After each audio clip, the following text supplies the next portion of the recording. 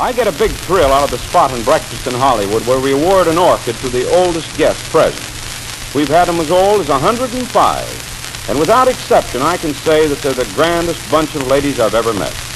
Come on along with me, and I'll introduce you to one of our younger winners.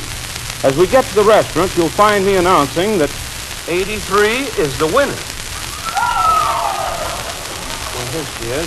She's out already. Well, hello there. How are you? I'm fine, thank Well, you. come on, tell us who you are. I'm Mattie Livingston. Well, come on, Mattie. Come on out here. I want to meet the ladies. And where do you live, Mrs. Livingston? I live on Grand Avenue. In Los Angeles. Los Angeles. Uh-huh. Well, here she is, ladies, and she's 83.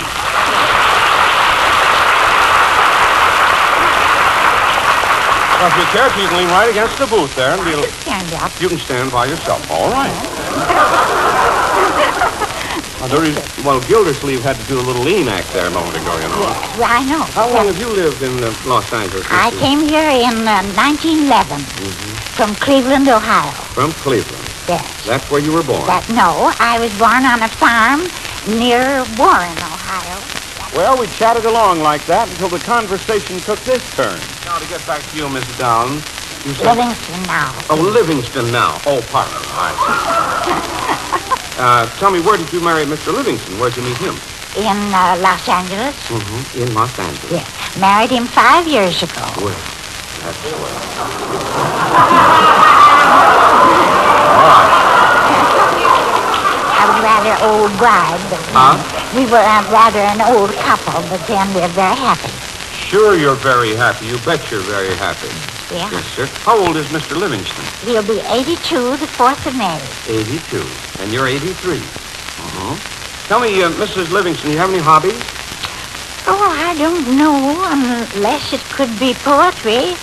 Oh, you write poetry? Oh, I write jingles. Do you? Well, what do you know? You just jingle to write them off like that? Yeah. Can you? You don't happen to have one sticking up here somewhere that might make a little sense for the radio? Oh, yes, I've got a lot of them. Just give me one, a jingle. Just a little one? Yes. My hair's gray, and I'm almost blind.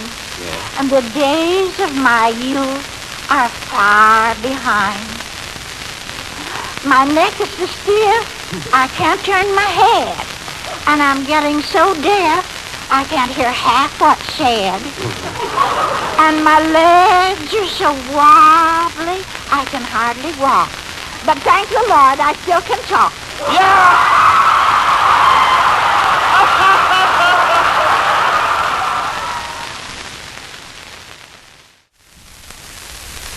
Believe it or not, the following type of thing can and does happen at Breneman's.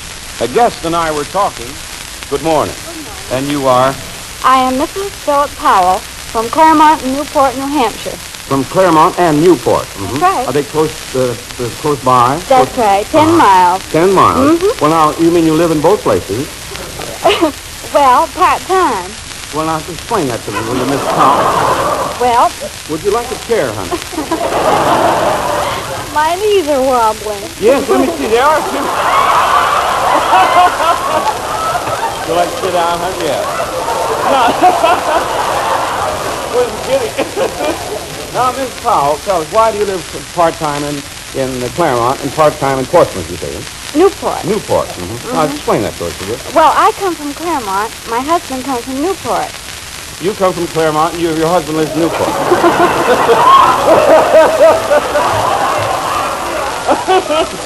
It's a little inconvenient, isn't it, that way? I mean... You see, my husband used to be on the fire department, so Yes. he had to live in Newport. Yes, And he had to be in Newport at all times for calls. I see. And meanwhile, you were in Claremont. Well, it was rather inconvenient to have a call come through about 2 o'clock in the morning. Then go from Newport to convenience to quite far. I mean, to Claremont quite far. Is that what you mean? That's what I mean. Well, now tell me this. When is your husband in Newport and when is he in Claremont?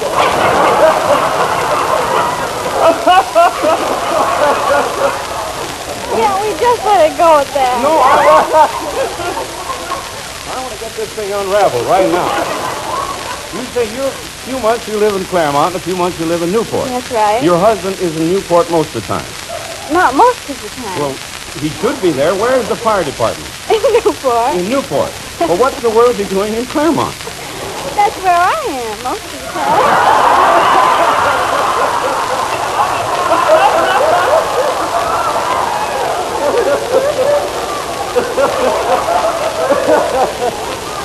You have a family, Mrs. Powell? Do you have any children? No. No children.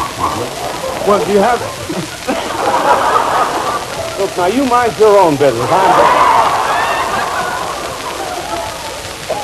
Well, come on, Miss Powell. I'll get you out of this. It's a tight spot, isn't it? Huh? It sure is. Well, come For on. you, Mr. Breneman. If you just stand up now and steady yourself, I'll put the wishing ring on your finger, and we'll ask you to make a wish. Mm-hmm. Now, what's your wish, Miss Powell? I wish that I could have a baby.